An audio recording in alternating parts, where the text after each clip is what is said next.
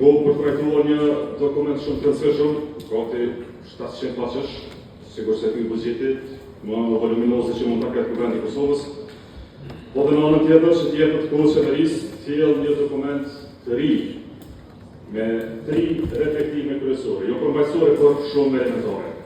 E para të reflektoj strukturën e kabinetit qeverisor, pra të ministrive, që 4 ministri të reja kanë edhe buxhetin e tyre, dhe ky buxhet tindohet jo nga ministri i financave, ministrive të tjera, por nga Kuvendi i Republikës Kosovës.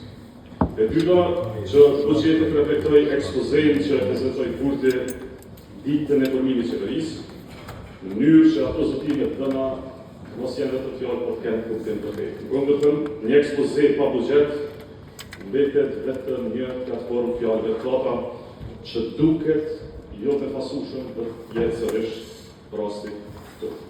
Dhe preta shumë e rëndësishme për ne, për vijën demokratikë të Kosovës, siç e keni parë fatkeqësisht shumë më pak e rëndësishme për ju, që buxheti i Kosovës të reflektojë dishmërinë dhe kushtëdijshmërinë, fjalën e kam për buxhetin e kryeqytetit.